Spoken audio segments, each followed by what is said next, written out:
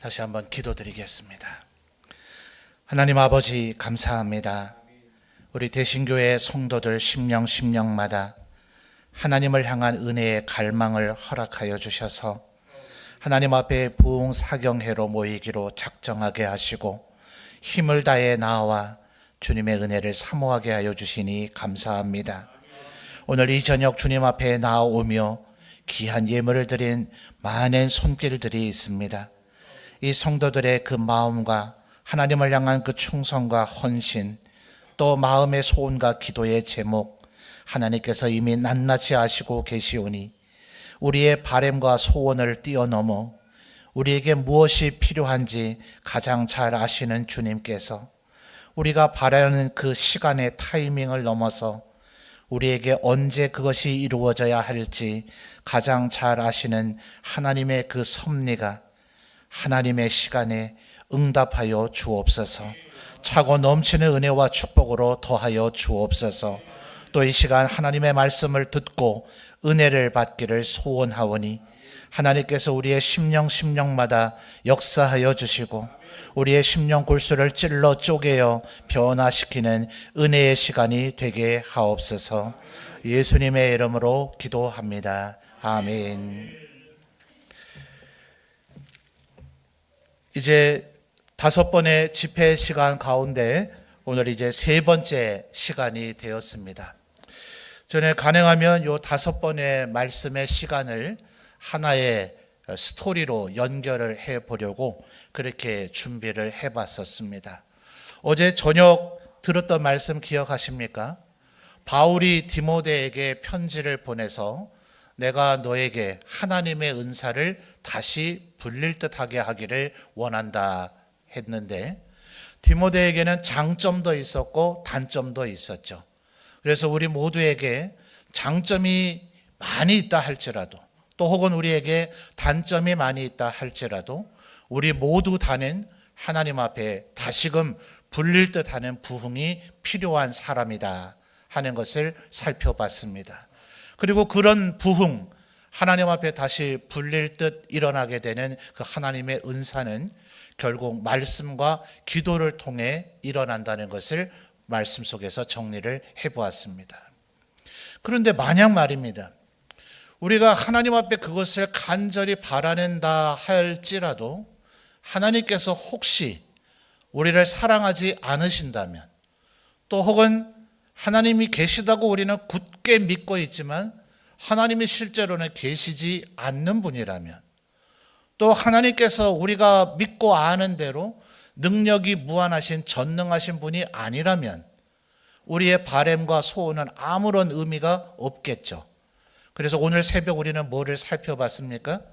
언제나 눈에 보이지 아니하는 하나님의 손이 전능하시고 능력이 무한하신 하나님의 손이 언제나 우리와 함께 하신다 하는 것을 살펴보았습니다.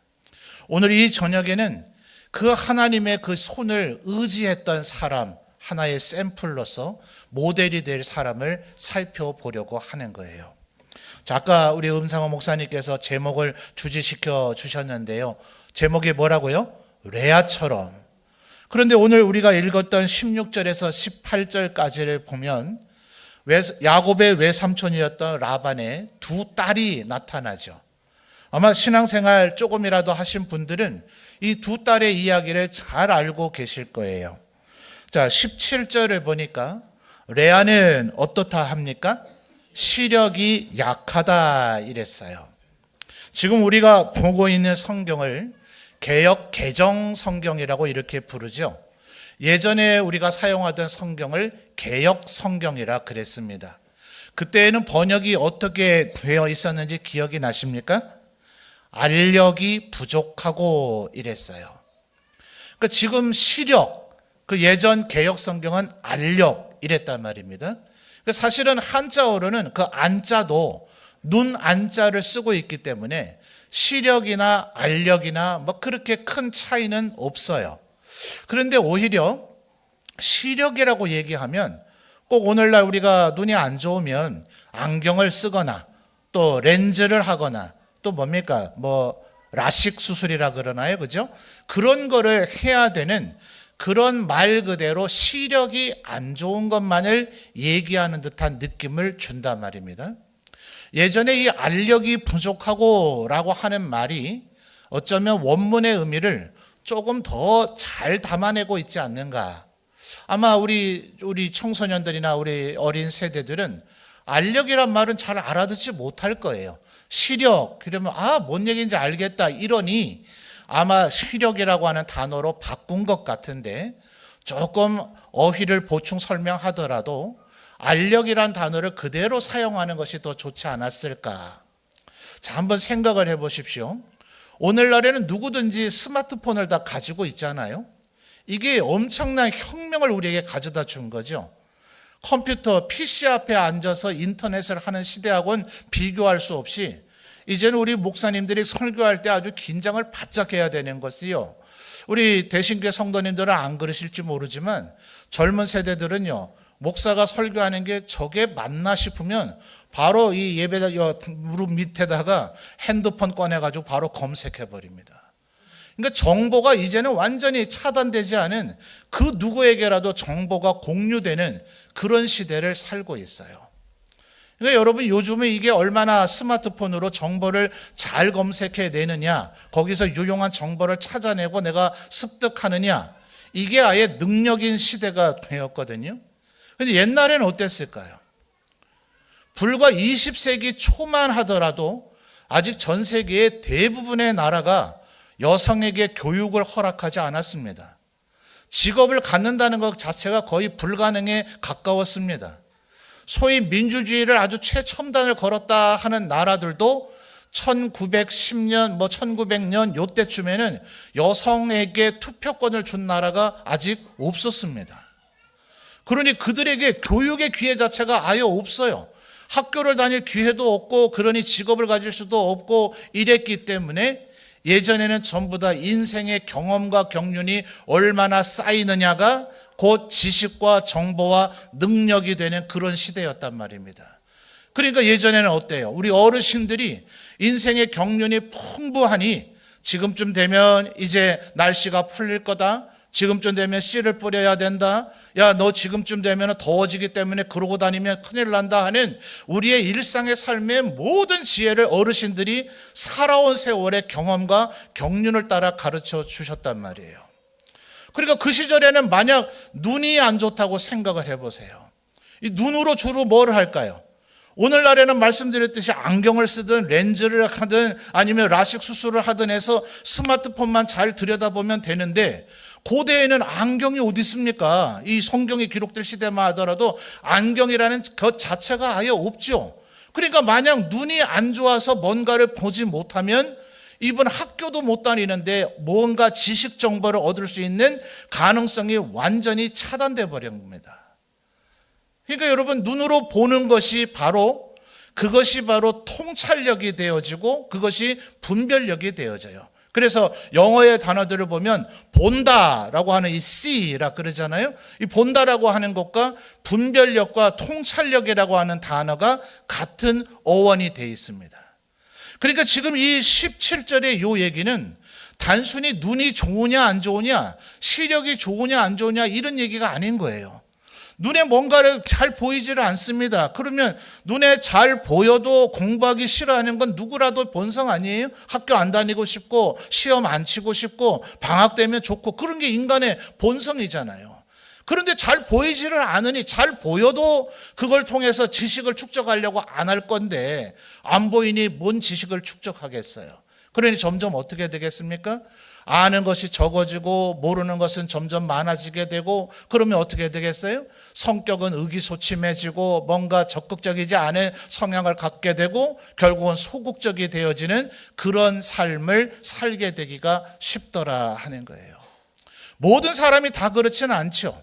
고대나 지금이나 자신에게 인생의 약점이 있어도 그것을 극복해내고 인내하고 하는 그런 사람들이 있기는 하지만, 그런 사람이 흔하지 않기 때문에 그런 사람들을 우리가 칭찬하고 저런 사람을 본받아야 된다라고 얘기하는 거 아니에요?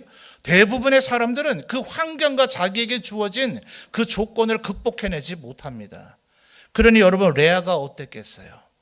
시력이 잘 보이질 않으니 그의 성격은 소심해질 수밖에 없습니다. 언제나 적극적이지 못합니다. 그리고 라헬에 비해서 눈으로 받아들이는 것이 적게 되니 점점 더 레아는 조금 지혜롭지 못한 것 같고 조금 미련한 것 같고 또 성격이 소극적이 되어져 버리니 다른 사람들에게 인기가 있을 리가 없게 되어지는 거죠. 자, 그러니 18절에 뭐라 그럽니까? 야곱이 어땠다 그래요? 라헬을 더 사랑한다 그러죠. 라헬을 더 사랑함으로 이 라헬을 얻기 위해서 7년 동안이나 이 라반의 집에서 무상으로 섬기겠다 그래요. 여러분 뭐 직장 가지신 분들 요즘 연봉이 얼마나 되세요? 뭐 사람마다 수입이 천차만별이니 연봉들은 다르겠죠. 근데 간혹 우리 성도님들 우리 자녀가 연봉이 이쯤 됩니다. 그럴 때 다른 성도님들이 입을 쩍 벌리는 거 보니까 한 연봉 1억 된다 그러면 놀라시나요? 반응들이 없으세요. 다 뭐 연봉 한 10억쯤은 받아서 그까지 그게 뭐 돈이야 이러시는 표정인 것 같아요. 아마 연봉 1억쯤 된다 그러면 전부 다 와 부럽다 아마 이런 정도 반응이 나올 것 같아요. 그럼 연봉 1억이라고 한번 생각해 보세요. 그러면 88절에 외삼촌을 7년으로 섬기겠다 했으니 어떻게 되는 겁니까? 7억을 그냥 외삼촌을 위해서 이 라헬을 얻기 위해서 드리겠다 하는 거예요. 와, 이럴 정도 사랑하겠습니까? 여기 계신 우리 여성도님들 한번 생각해 보세요. 여러분의 남편이 여러분을 얻기 위해서, 여러분에게 장가들기 위해서, 여러분의 사랑을 획득하기 위해서 한 7억 정도는 다 쓰시던가요?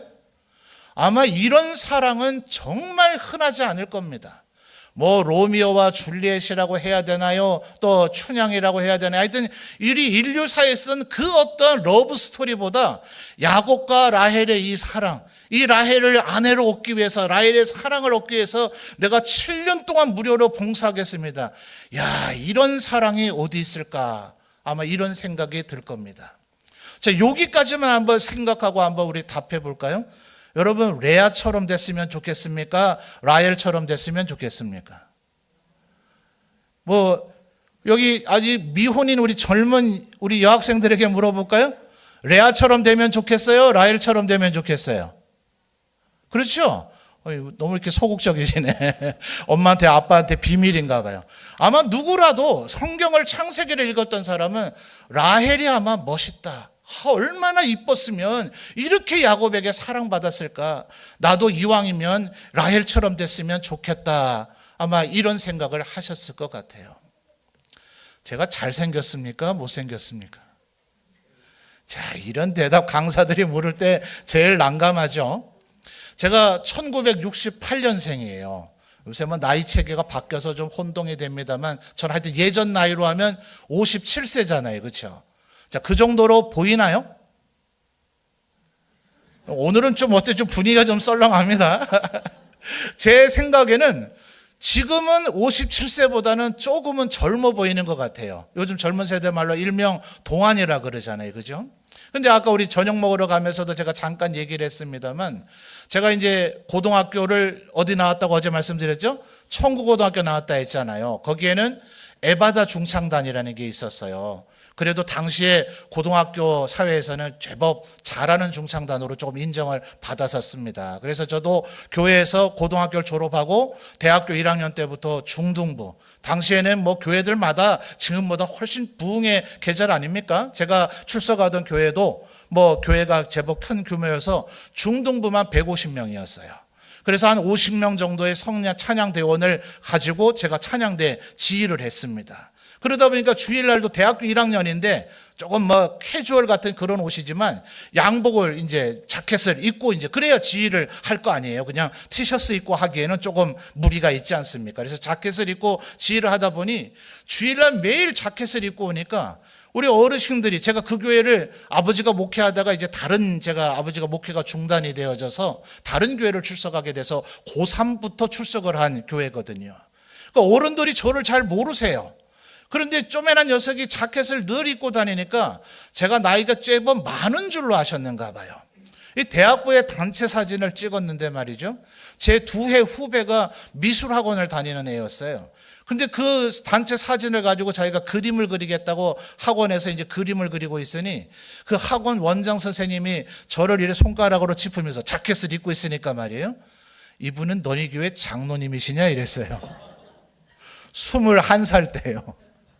그러니까 당시에 제가 얼마나 좀 노안이었는가 아시겠죠. 그냥 제가 청구고등학교 졸업하고 어디 다녔다 그랬죠? 계명대를. 아유, 기억이 좋으시네요. 그리고 제가 학부에서는요, 전혀 엉뚱하게 통계학을 전공했습니다. 제가 대학 다닐 때 별명이 뭐였을까요? 힌트를 드려볼게요. 계명대학교, 통계학과, 그 다음에 개성인이에요. 힌트입니다. 개자가 3개 들어가죠? 그래서 저보고 삼계탕이라 이랬어요. 그랬더니 이제 대학부 후배들이요, 삼계탕 가지고 안 된대요. 아마 눈썰미 좋은 분들은 벌써 제 몸매를 보고 느꼈을 텐데요. 저는 다행히 이쪽에 찬양대석이 없어서 참 다행입니다. 이쪽에서 저를 쳐다보면 제가 굉장히 스트레스 받거든요. 옆으로 보시면 물고기 같지 않아요?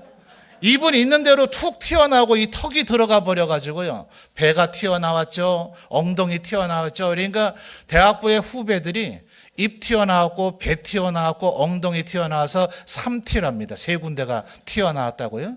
그랬더니 또 약삭빠른 어떤 여학생은 오빠는 이 턱이 쑥 들어가 버렸기 때문에 0.5를 빼야 된대요. 그래서 2.5T랍니다. 그때 2T라고 하는 외계인을 소재로 한 영화가 유행을 했거든요. 그래서 거기에 빗댄 거예요. 저를 2T라고 놀리니 저는 정말 대학생 때 나는 과연 장가를 갈 수 있을까? 이게 웃으실 일이 아니에요. 제가 실제로 그래도 어쨌든 교회 오빠 아십니까? 교회 오빠라는 표현을 아세요? 굉장히 착하기는 해요.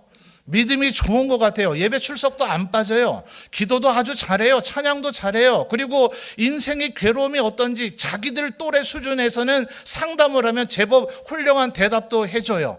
딱 거기까지요. 연애하고 싶지는 않고 신랑 삼고 싶지는 절대로 않은 게 그게 교회 오빠랍니다. 혹시 남학생들 교회 오빠라고 불려지게 되기를 소원하지 마세요. 좋기는 좋은데 신랑감은 아니다. 이게 교회 오빠의 대명사예요. 제가 교회 오빠였거든요. 대학부 때 회장을 하긴 했는데 그러다 보니 정말 부회장을 하고 있는 여학생하고 아주 가까워졌습니다. 그래서 우리 결혼하면 어떡할까, 좋지 않을까 이런 생각까지 하게 됐어요. 그래서 어느 날 이 친구 생일날 후배들하고 그 친구 집에 가서 생일 파티라도 하자 이러면서 케이크 사들고 놀러 갔더니 하필이면 그날 그 친구의 아버님이 아직 신앙생활을 안 하시는 분인데 그날이 휴일이었다고 집에 계시더라고요. 화장실에 간다고 나왔는데 거실에 소파에 앉아 계시더니만 자네가 요새 우리 딸을 만나고 있다던데 이리 좀 와보게 해서 이제 앉았는데 나중에 지나서 생각을 해보니 장인어른 될 분이 사위에게 하는 질문입니다. 여러분이 만약 딸에 교제하는 남자가 있어서 사위 삼을까 말까를 고민한다면 뭐부터 물으시겠습니까? 영화에도 나왔던 명대사 있죠? 너가 아버지 뭐 하시노? 저희 아버지 북한에서 월남한 목회자였었거든요. 그러니까 그 다음 질문이 뭘까요? 집안에 재산은 얼마나 있나? 재산 없거든요. 월남에서 내려와서 전쟁을 겪으셨는데 무슨 재산이 있겠습니까? 그리고 당시에 부모님은 미국 시카고에 이민가 있었어요. 자네의 장래 계획은 뭔가? 저는 미국에 가서 일단 언어를 익힐 때까지는 막노동을 해야 될 것 같고요. 거기서 이제 정착을 하게 되면 신학 공부를 해서 목회자가 될 계획입니다. 그 다음부터 별 질문을 안 하시더라고요. 그 다음 날부터 그 친구는 아예 교회 출석이 아니라 바깥 외출을 금지당했습니다. 지금은 포항에 가서 공무원이 돼서 저는 전혀 모르는 남자하고 결혼을 해서 교회 동기 모임 20년 만에 모였을 때 참 만감이 교차하더라고요. 하나님께서 은혜를 주셔서 저도 좋은 아내를 만나 결혼을 하긴 했지만 그 시절에 참 좋아했던 그 친구와 결혼할 수 없었던, 그래서 저는 이 레아의 마음이 많이 이해가 되어져요. 외모도 잘생긴 게 없고 또 집안도 목회자로서 복을 받았는지는 모르지만 돈이 없어서 여자친구의 아버지로부터 말하자면 거절을 당해본 경험이 있었기 때문에 이 레아의 마음이 어떨까 저는 조금 짐작되는 바가 있습니다. 여러분 지금 어떤 일이 벌어졌습니까? 7년이 지나고 나서 결혼식이라고 했죠. 그죠? 그리고 첫날 밤을 지났더니 그 다음날 아침에 야곱이 불같이 화를 냅니다. 아니 외삼촌이라 불러야 될지 장인어른이라 불러야 될지 신부가 바뀌었잖아요. 이렇게 좀 화를 낸 거예요. 왜요? 라헬이 첫날 밤에 신혼방에 들어온 게 아니라 누가 들어왔죠? 아까 17절에 어떤 사람요? 시력이 약했는지 알력이 약했는지 그래서 많은 목회자들이 레아는 얼굴이 못생겼을 거다 뭐 이렇게 짐작도 합니다. 어쨌든 그 레아가 들어온 거예요. 26절에 이렇게 일종의 결혼 사기를 치러버린 외삼촌이었다가 장인어른이 된 라반이 뭐라고 핑계를 대는가. 자, 26절 우리 성도님들 한번 읽어주십시오. 26절입니다. 읽어주세요. 시작.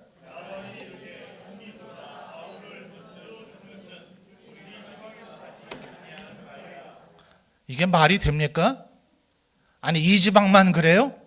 어떠세요? 개신교회 성도님들은 형이든지 동생이든지 언니든지 동생이든지 하여튼 능력되는 대로 시집 보내고 장가 보낸다 화이팅이다 이러십니까? 아니죠. 뭐 요즘은 등에 따라 그럴 수는 있지만 그래도 어느 나라든 어느 시대든 어느 민족이든 어느 지방이든 그래도 형님 먼저 그 다음에 언니 먼저 그 다음에 여동생 이 순서로 가는 거 아니에요? 그죠? 아니 누구나 그렇게 하는 거지 무슨 여기 라반의 집안 아람 지방만 그랬냐고요. 그런데 정말 이게 정말 중요하다 그랬으면 7년 동안 뭐 했어요?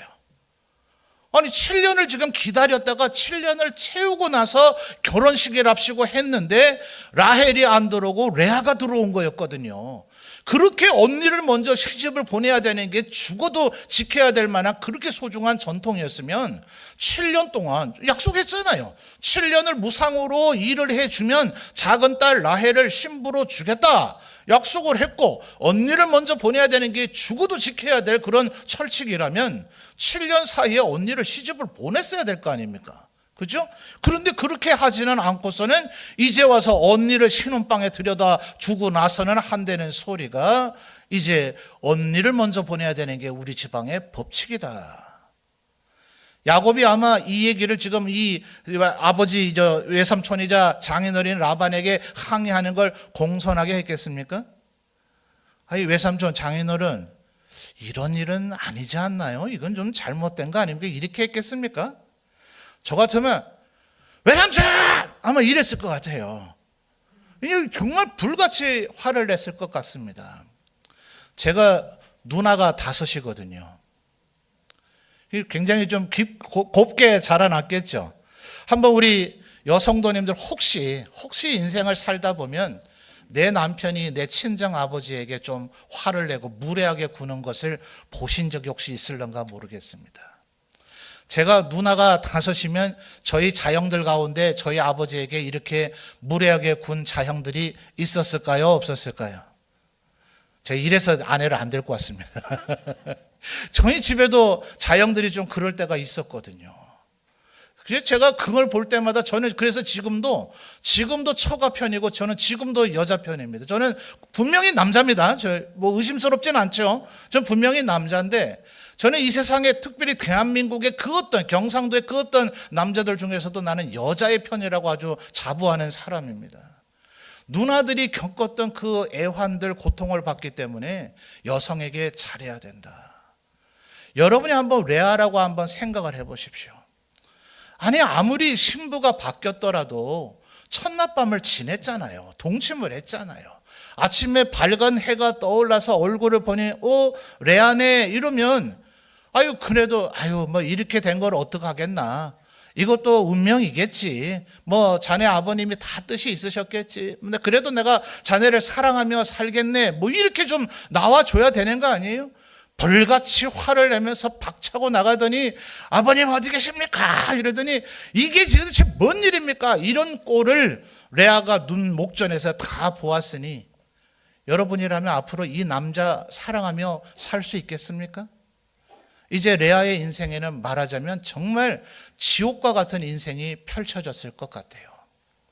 결국 야곱이 뭘 요구합니까? 나 라헬 주십시오. 내가 라헬을 위해서 이랬지 이 레아 때문에 이런 게 아니지 않습니까? 이러니 이제 외삼촌이 애초부터 아마 이럴 계획이었을 거예요. 7년 동안 왜 레아를 시집 안 보냈겠습니까? 그 동네 사람들은 레아가 어떤 여자인지 아는 거죠. 저 여인을 아내로 데려왔다가는 내가 쉽지 않겠다, 이런 생각을 드니까 아무도 데려갈 생각을 안 하니 결혼을 못 시켰던 레아를 이참에 보낸 거 아니에요. 그러니 일주일만 더 일하게 해. 그러면 요번에는 7년 먼저 선불로 내가 작은 딸 라헬도 줄세, 이렇게 얘기를 한 거예요. 그래서 일주일이 지나고 나서 그리고 이제 라헬도 아내를 얻어서 7년을 더 섬기게 됩니다. 행복하겠습니까? 여러분이 레아라면 행복하겠어요? 자, 이제 레아가 어떻게 살아가는가를 우리 성경 속에서 한번 찾아보겠습니다. 몇 구절들을 좀 많이 찾아야 돼요. 자, 29장 32절을 보십시오. 결국 뭐 이런 우여곡절이 있었지만 애는 레아가 먼저 낳습니다. 29장 32절 우리 성도님들 읽어주세요. 시작.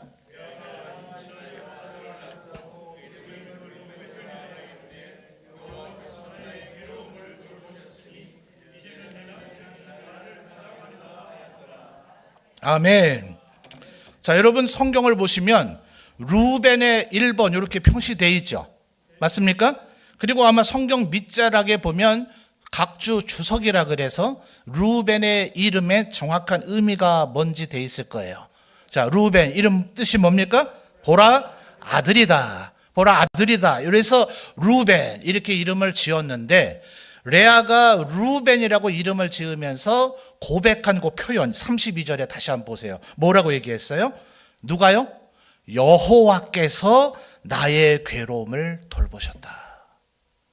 자, 지금 레아는 남편에게 완전히 인격적인 대우를 못 받았어요. 나 사기 결혼했어. 니까짓 게 무슨 내 아내야. 너는 내 인생의 최대의 걸림돌이야. 마치 이런 얘기를 한 거잖아요. 그러니까 지금 레아가 이게 무슨 신혼의 단꿈이 있겠습니까? 정말 요즘은 얼마나 자기 목숨을 스스로 끊는 사람이 얼마나 많아요. 그냥 목숨을 부지하고 사는 것 자체가 기적일 터인데 첫 번째 아들 루벤을 낳고 나서 뭐라고 고백했다고요? 여호와께서 나의 괴로움을 돌보셨다. 자, 두 번째 아들을 낳았습니다. 33절 우리 성도님들 읽어주세요. 시작.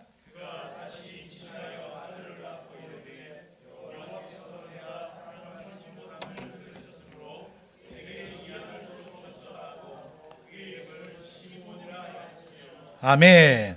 두 번째 아들의 이름이 뭡니까? 시몬이에요. 시몬. 자, 시몬의 뜻은 뭡니까? 들으심이에요. 그런데 33절을 보니까 레아가 뭐라고 고백했죠? 또 누구를 찾아요? 여호와께서 내가 사랑받지 못함을 들으셨다. 레아가 지금 힘들고 어렵고 괴로울수록 누구 찾습니까? 지금 느낌이 오세요? 누구 찾습니까? 하나님을 찾더라는 거예요. 여호와께서 나의 괴로움을 돌보셨다. 두 번째 아들을 낳았더니 여호와께서 내가 사랑받지 못함을 들으셨다라고 남편의 사랑을 받지 못하자 어릴 때부터 시력이 안 좋고 알력이 안 좋고 그래서 지혜가 부족하고 마치 천덕꾸러기로 자라갔던 그 여인이 이 세상에 기댈 곳 없고 사랑받을 곳 없고 아무도 자기를 인정해 주지 않자 오직 하나님만 찾더라는 거예요. 세 번째 아들을 낳았습니다. 34절 우리 성도님들 읽어주세요. 시작.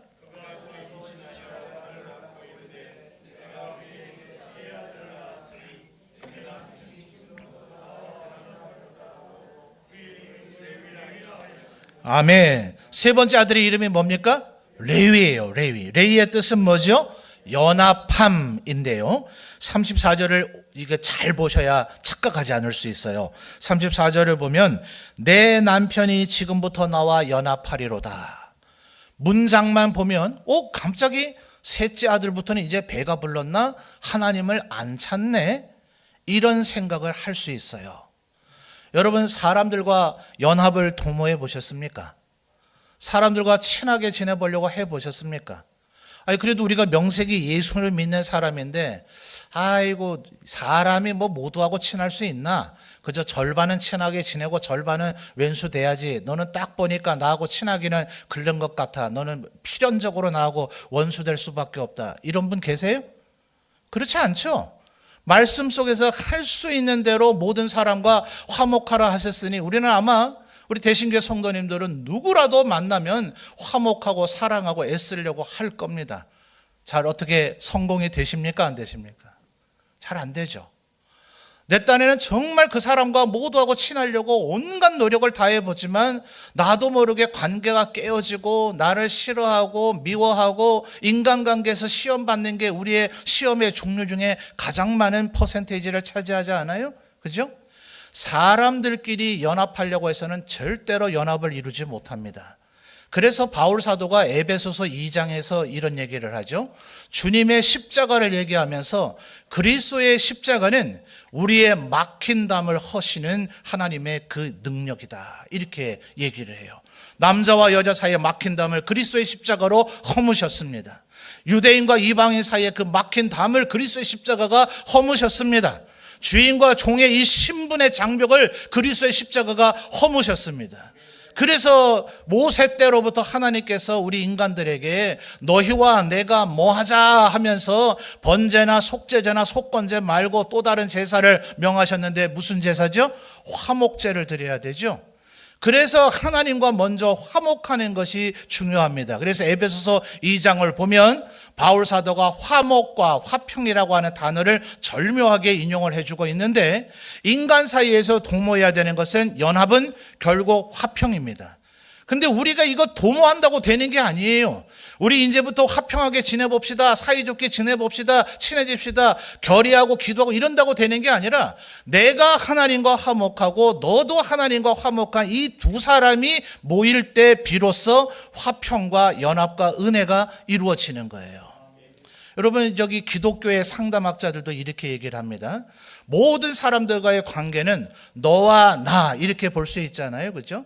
근데 이 나이가 성령 충만했을 때의 내가 있고요. 성령 충만하지 못했을 때의 내가 있어요. 너도 마찬가지겠죠? 성령 충만했을 때의 너가 있고 성령 충만하지 못했을 때의 너가 있습니다. 성령 충만하지 못한 둘이 만나면 어떻게 될까요? 충돌이 일어나게 되거든요. 그죠?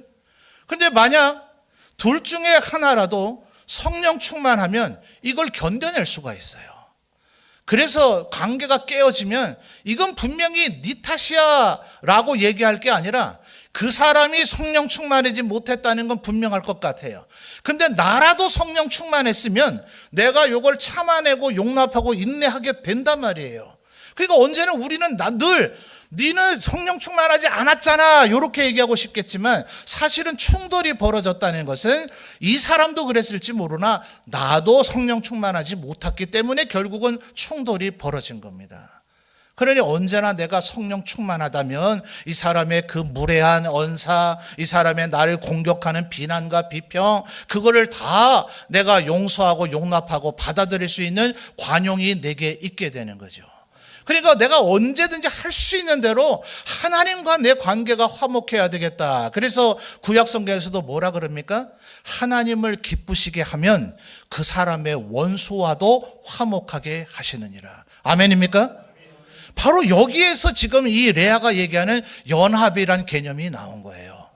내가 이제 남편하고 잘 지낼 수 있겠다. 아들을 셋이나 낳는 걸 이게 아니라 내가 하나님과 화목함으로써 내 남편과의 연합이 이루어지기를 소망하는. 그래서 이 34절의 지금 표현 속에는 비록 하나님에 대한 표현은 안 나와 있지만 사실은 하나님을 향한 그 화목하고자 하는 하나님과 연합하고자 하는 마음이 더 간절히 녹아 있다는 것을 우리가 찾아낼 필요가 있어요. 자, 35절을 보면 네 번째 아들이 태어났습니다. 29장 35절 우리 성도님들 읽어주세요. 시작.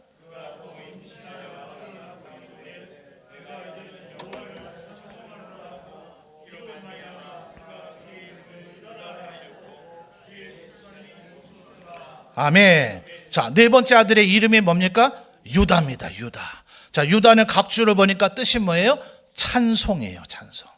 바로 다윗의 그 조상이요 그리스도의 조상이 되시는 이 유다는 바로 찬송이라는 그런 의미를 갖고 있더라는 건데, 유다라고 이름을 지을 때 레아의 고백이 뭡니까? 여호와를 찬송하리로다. 자, 여러분 어때요?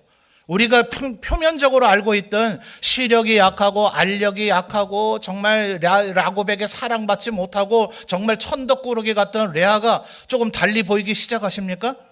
야, 이 여인은 모든 사람들이 자기를 사랑하지 않고 인정하지 않고 알아주지 않았지만 여호와께서 나의 괴로움을 들으셨다. 여호와께서 내가 사랑받지 못함을 들으셨다. 내가 이제 하나님과 어찌하든지 더 화목하고 연합해져야지. 그리고 하나님의 이름을 찬송할지로다. 이렇게 신앙을 고백하며 살아왔던 여인이더라 하는 거예요. 자, 이런 언니가 지금 아들을 4명까지 낳았는데 라헬은 아들 하나도 못 낳습니다. 그러니까 이 라헬이 정말 인간으로선 상상하지 못할 행동을 하는데요. 대부분은 남편들이 어디 가서 처벌 얻어오잖아요. 고대 사회는, 그죠? 지금은 일부 일처제가 딱 법으로 정해 있으니까 상상치 못할 일입니다만, 고대 사회는 어느 그 나라 어느 종족이든지 남자들이 여러 아내를 거느리는 일이 종종 허다했거든요. 그럴 때 주로 남자들이 다른 아내를 어디서 데려와요. 그런데 30장 1절부터를 보니까요, 라헬이 얼마나 언니를 향한 시기와 질투, 지기 싫었는지 자기가 자기 손으로 자기의 여종을 남편에게 들여보냅니다. 그래서 라헬의 여종 비라를 통해서 야곱이 이제 아들을 낳게 돼요. 자, 30장 6절을 읽어주십시오. 30장 6절입니다. 우리 성도님들 읽어주세요. 시작.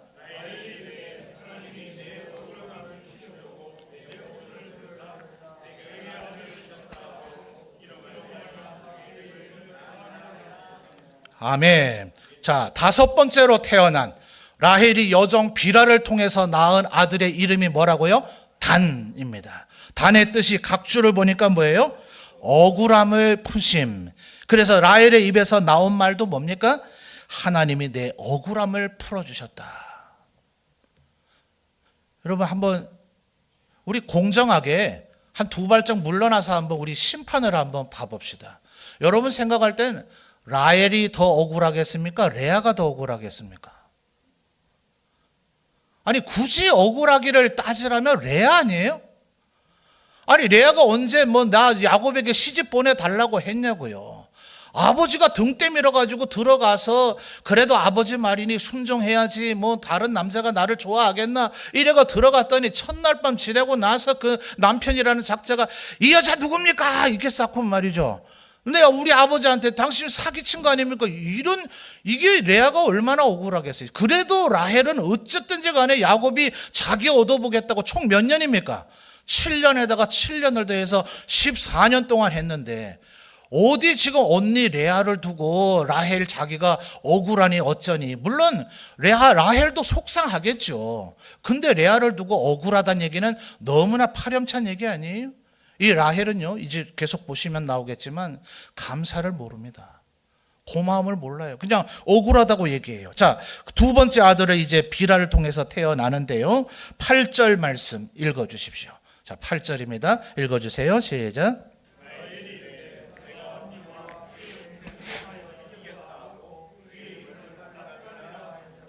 아멘. 자, 납달리의 뜻이 뭡니까? 경쟁함이에요. 그래서 말하기를 내가 언니와 크게 경쟁하여 이겼대요. 이겼나요?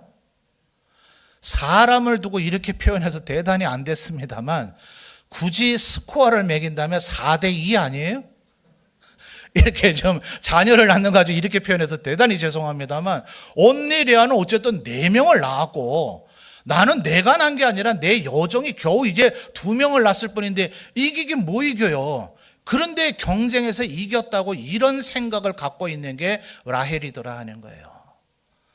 이쁘면 뭐해요? 사람이 착해야죠. 이렇게 라헬이 심정이 곱지를 않습니다. 자, 그러는 와중에 14절부터를 보시면 레아의 첫 번째 아들이었던 루벤이 들판에서 합한채라는 일종의 약초를 얻습니다.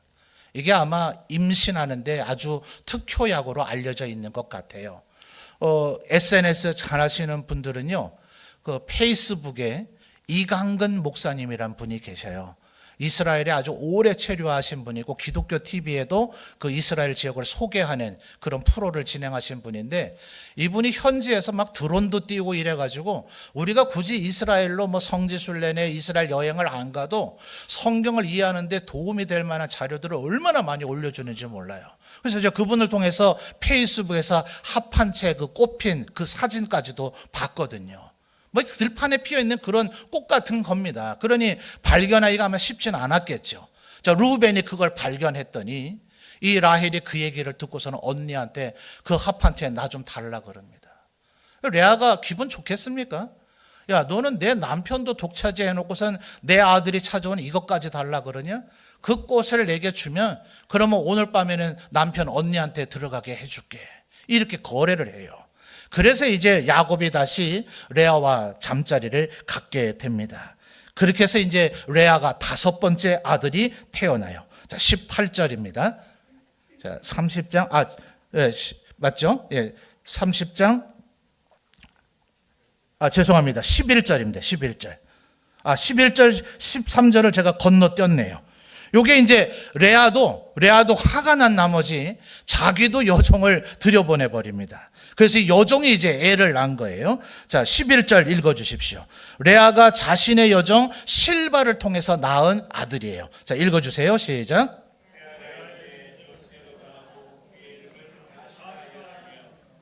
아멘. 자, 가세의 이름의 뜻은 뭡니까? 밑에 보니까 복됨이라고 되어 있죠.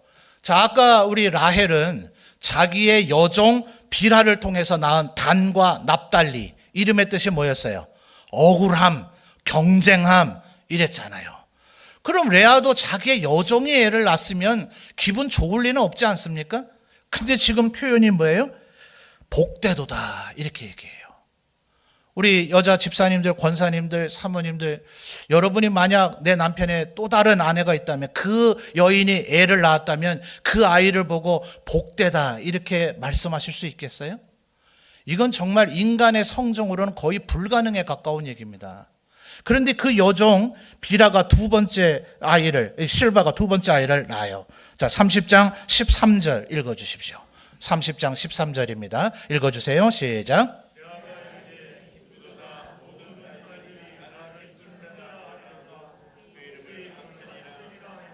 아멘. 뜻이 뭡니까? 기쁨이에요. 기쁨. 아셀, 기쁨입니다. 와, 이런 여인이 어디 있습니까? 자기의 여종의 애를 낳았는데 복되다 하더니 2번째 아들 낳으니까 아셀, 기쁘다 이렇게 얘기해요. 레아라고 하는 여인이 점점 얼마나 믿음으로 성숙해져 가는가를 보십시오. 자, 그래서 아까 이제 합 한 채 때문에 다시 레아가 아기를 낳았죠. 자, 18절 읽어주십시오. 30장 18절입니다. 읽어주세요. 시작.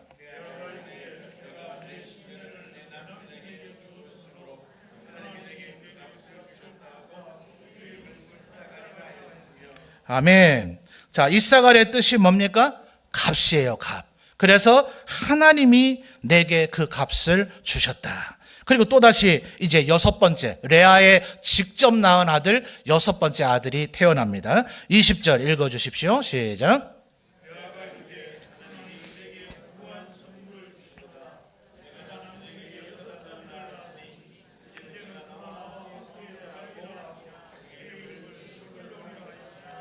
아멘. 자, 스불론 뜻이 뭡니까? 거함이에요, 거함.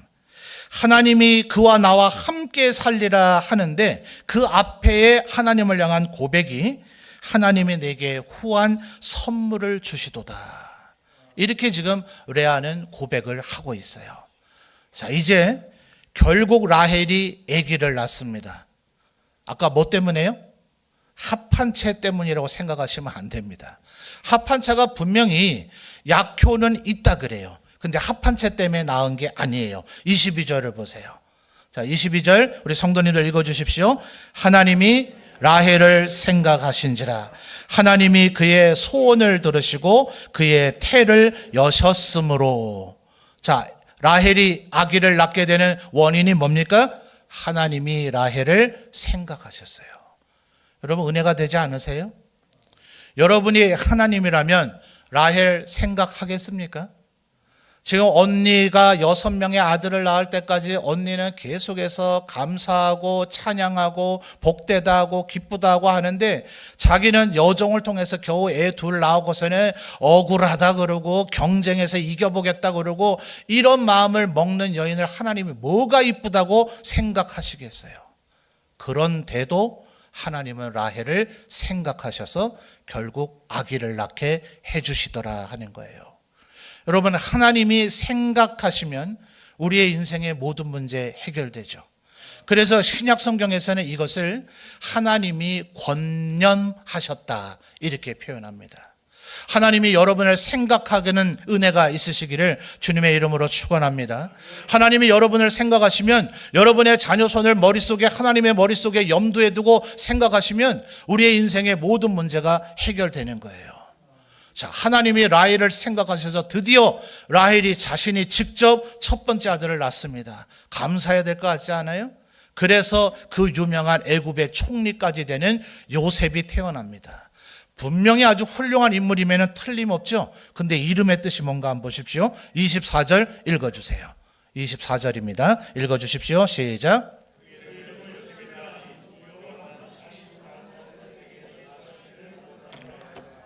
아멘. 자, 밑에 요셉의 뜻을 보니까 뭐예요? 더함. 말하자면 뭐예요? 하나 더 이 말이에요. 자, 여러분, 감사가 있습니까? 없습니까? 감사가 없어요. 지금 24절을 보면 여호와는 다시 다른 아들을 내게 더하시기를 원하노라.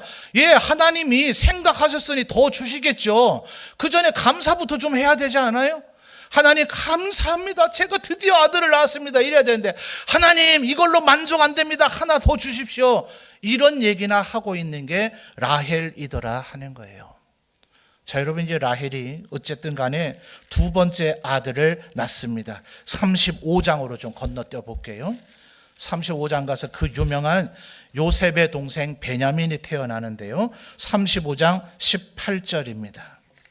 자, 우리 성도님들 읽어주세요. 시작.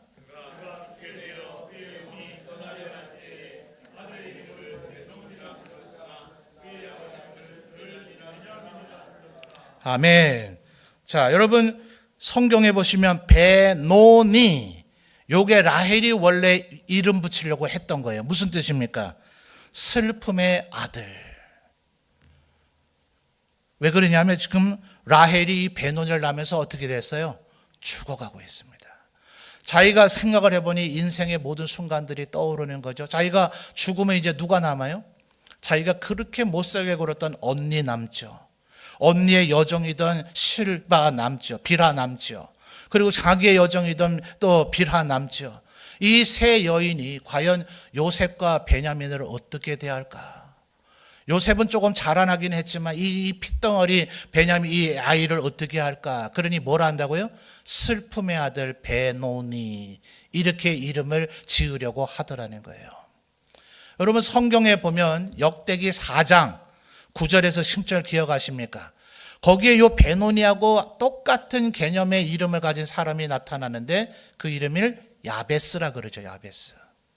자, 지금 이 베노니 같은 경우는 아버지 야곱이 살아있으니까요. 야, 내 아들한테 슬픔의 아들이 뭐냐. 지금까지 이름들 좋아요, 안 좋아요? 뭐 억울함을 푸셨다는 그런 조금 부정적인 이름도 있긴 했지만 루벤, 시므, 레위, 유다, 갓, 이사갈, 스불론, 납달리, 단, 아셀 전부 다 하나님 앞에 감사하고 찬양하고 찬송하고 하나님이 내 괴로움을 아신다, 들으신다, 이런 이름이었는데 슬픔의 아들이 뭐냐. 슬픔의 아들이 내 아들에겐 그런 이름 줄 수 없다 해서 야곱이 이름을 바꿔버리죠. 뭐라고 합니까? 베냐민, 베노니, 베냐민, 발음이 비슷하잖아요. 근데 뜻은 완전히 다른 뜻이 돼버립니다. 무슨 이름이에요? 오른손의 아들. 누구의 오른손일까요? 오늘 새벽 들었던 말씀 기억하십니까? 언제나 성경은 하나님의 오른손을 얘기합니다. 저 같은 왼손잡이는 너무 섭섭해요. 그래서 사사기에 보면 왼손잡이이던 사사 에웃이 나타나죠.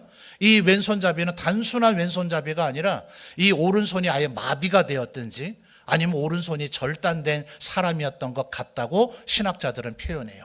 단손이 두 손이 다 쓸 수 있는데 그냥 이 오른손을 못 쓰는 왼손이 아니라 오른손이 아예 없는, 그래서 하나님은 오른손이 없는 에웃에게 하나님이 오른손이 되어주셨다, 이렇게 신학자들 얘기합니다.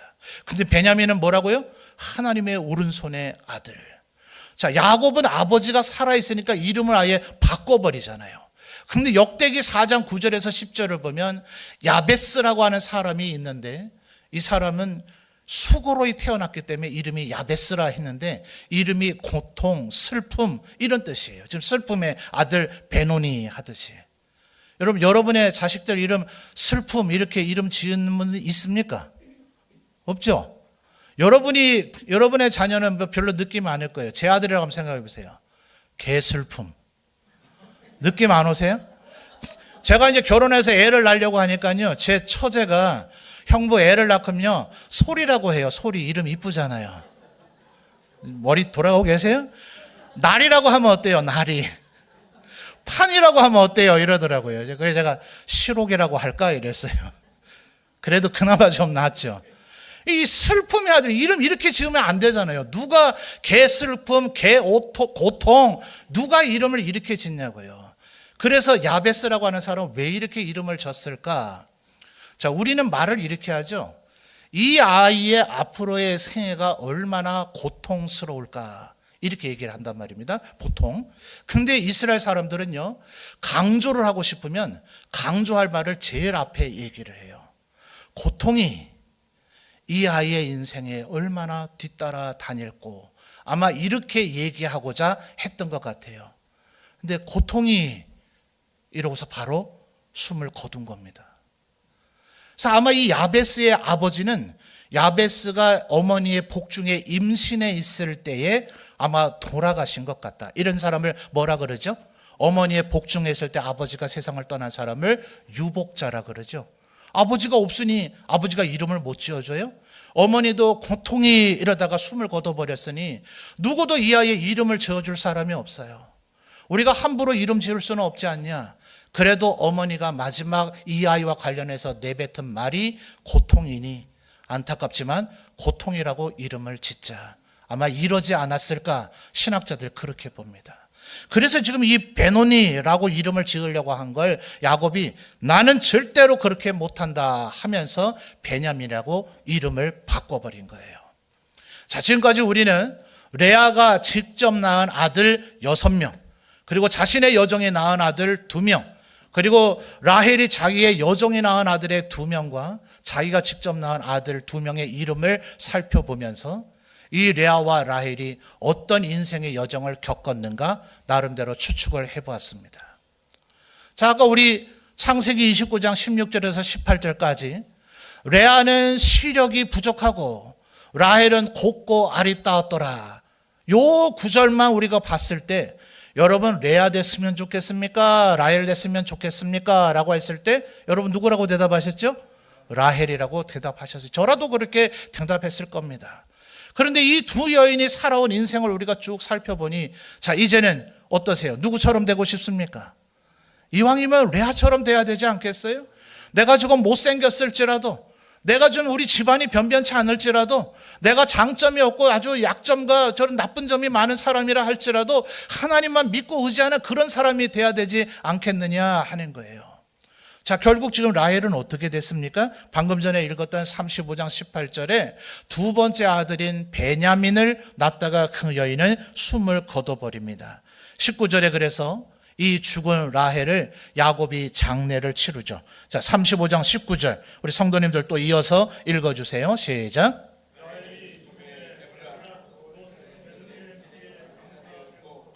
자, 베들레헴 어디에 장사되었다 합니까? 베들레헴 길에요, 길에. 길에다가 몇 자리 쓰면 됩니까? 안 됩니까? 이게 지금 이스라엘은 우리나라처럼 땅 안에 관을 묻고 거기에 봉분을 만드는 그런 무덤은 아니거든요. 동굴 형태로 인위적으로 주로 석회질 땅들이 많기 때문에 동굴을 파서 만드는 거긴 하지만 길가에 무덤을 잘 쓰지는 않습니다. 이건 좋은 방법이 아니죠. 그리고 이거는 요즘 우리말로 하면 거의 객사에 가깝습니다. 그리고 우리는 개인 한 사람 한 사람 무덤을 만들지만 이스라엘 사람들은 그렇지 않아요. 한 그 동굴 하나가 한 집안의 무덤입니다. 자, 한번 확인해 볼까요? 창세기 49장으로 가보죠. 자, 이제 거의 말씀 마무리 됩니다. 우리 청소년들 조금 지친 것 같아요. 창세기 49장 31절 살펴보죠. 창세기 49장 31절입니다. 우리 성도님들 읽어주세요. 시작.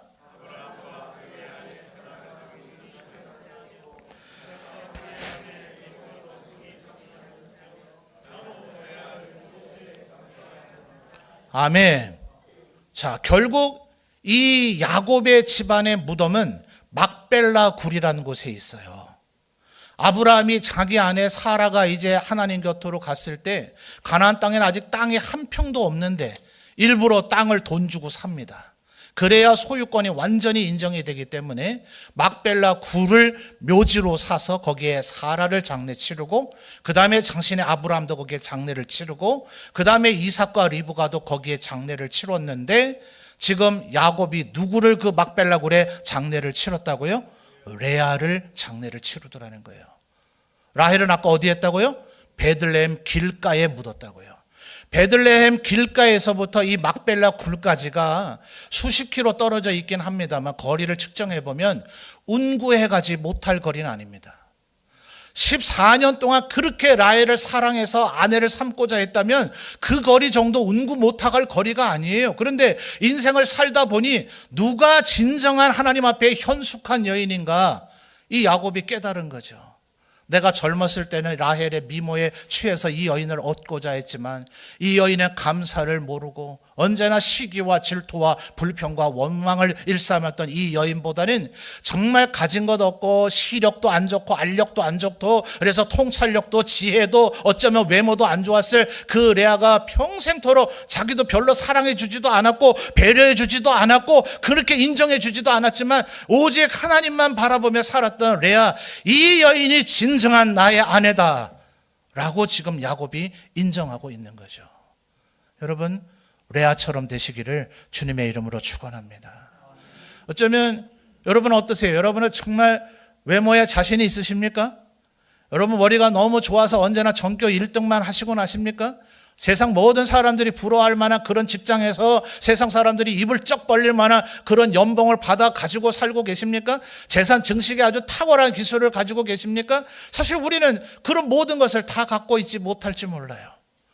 세상적으로는 정말 볼품없는 그런 사람일지 모릅니다. 그래서 바울 사도가 고린도전서 1장에서 뭐라 그래요? 너희를 봐라. 너희 가운데 돈 있는 자, 똑똑한 자, 권력 있는 자, 그런 사람은 없지 않느냐. 하나님께서 가난한 자, 헐벗고 굶주린 자, 잘 모르는 자, 부족하고 연약한 자를 부르셔서 그의 자녀 삼으심으로 이 세상의 지혜를 어리석게 하시고 하나님의 지혜는 이 세상의 지혜가 다르다는 것을 보여주셨지 않았느냐. 이렇게 이야기합니다. 그래서 우리 젊은 세대들 부르는 찬양 가운데 약할 때 뭐예요? 강함 대신에 우리의 약함이, 그래서 바울 사도가 뭐라 그럽니까?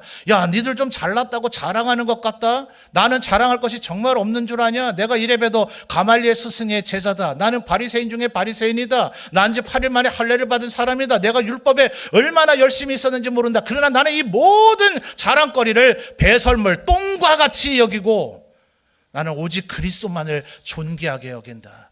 내가 가장 연약하다 싶을 때, 내가 가장 부족하다 싶을 때, 내가 되는 거, 가진 거 아무것도 없다 싶을 때, 그때가 내가 가장 강하다. 왜냐하면 주님이 나와 그때 함께 하시기 때문이다.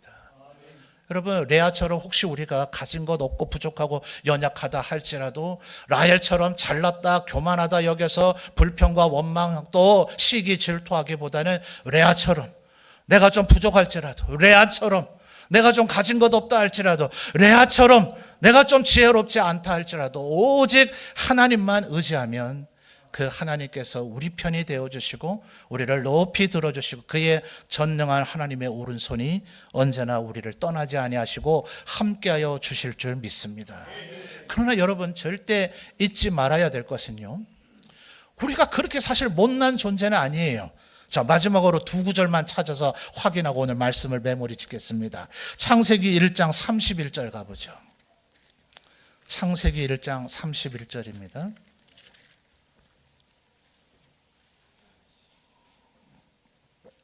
창세기 1장 31절 우리 성도님들 읽어주세요. 시작.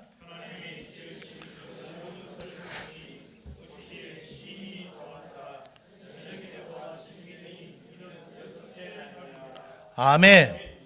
하나님이 지으신 그 모든 것을 보시기에 뭐라고요? 심히 좋았더라.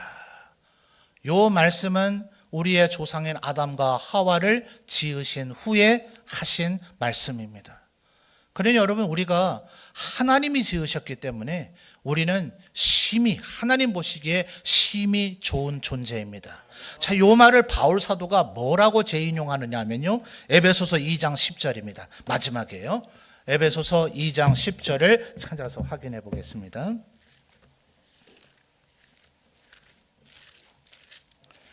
에베소서 2장 10절 찾으신 분 아멘요.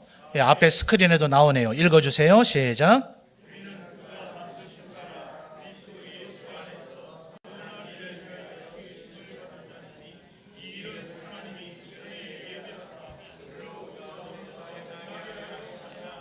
아멘. 자, 상반절에 바울 사도가 뭐라고 얘기합니까? 우리는 그가 누구십니까? 아버지 하나님이시죠. 그가 만드신 바라. 이게 헬라 말로 포이에마 이렇게 발음하는 단어예요. 우리말로 직역을 한다면 걸작품이라는 뜻입니다. 여러분, 제가 지금 목회하고 있는 점초는요, 문경이라고 하는 시에 있거든요. 근데 이 문경이라는 시가 경기도 이천과 함께 도공들이 아주 많은 도시입니다. 제가 과거에 울산에서 부목사 생활을 했는데요, 거기도 도공이 있어요. 임진왜란 때 일본인들이 우리나라 도공들을 많이 포로로 끌고 가 납치해 갔지 않습니까? 그래서 그들이 지금 도예 기술을 엄청나게 발전시켜서 지금은 국제적으로는 일본인 도예가를 더 알아주는가 봐요. 안타까운 현실이죠. 울산에서 아주 이름난 도공이 있으셨어요. 그래서 당시 제가 부교육자로 섬기던 교회에 이제 전도 집회를 하면서 선물을 이제 준비하는데 목사님이 거기 걸 좀 구입하면 좋겠다 해서 차 따르는 닭이라 그러죠. 그렇죠? 이 차 주전자하고 찻잔 몇 개하고 있는 요게 세트가 5만 원에 구입을 했습니다. 근데 저희가 이제 그걸 구입을 해서 딱 장만을 해놓고 전도 행사를 하고 이제 전도를 잘하신 분들에게 상을 드리려고 했는데 그 기간이 제법 됐거든요. 그 사이에 이분이 일본에 가서 전시회를 했네요. 그랬더니 그분의 그 실력이 국제적으로 인정을 받은 거예요. 그랬더니 이분이 만들면 뭐 어떻게 만들든 하여튼 자기가 이건 내 이름에 누가 되다 싶으면 아예 깨트려 버리잖아요. 그죠? 깨트리지 않고 이건 그래도 내가 만든 겁니다 라고 누구에게 내놓으면 이분이 내놓으면 자동적으로 최저 가격이 50만 원 이상이 된다는 거예요. 이 정도는 별로 안 놀라시네요. 그죠? 저희는 5만 원 주고 사가지고 이제 성도님들에게 5만 원짜리 선물 드리려고 준비했는데 자동적으로 보관하는 사이에 이게 얼마짜리가 됐다고요?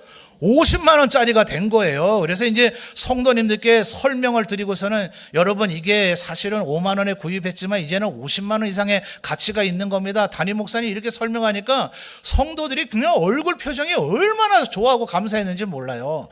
그래서 제가 이 점천에 와가지고 이제 부임을 해가지고요. 여러분 우리는 하나님이 만드신 겁니다. 우리는 하나님의 걸작품입니다.